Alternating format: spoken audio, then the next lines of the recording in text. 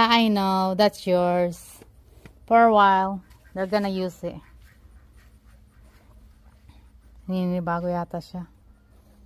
Ganda niya na, oh. Tingnan mo. Ang ganda niya.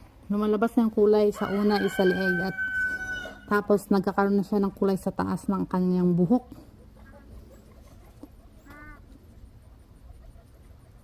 Hindi yan masyado makakalipad. Hopefully, hindi.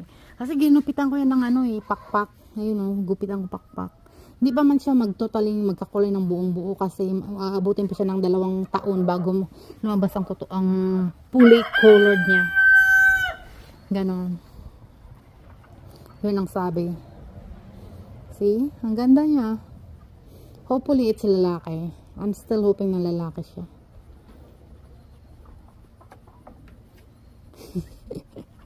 Yan. Ay, gumagalaw.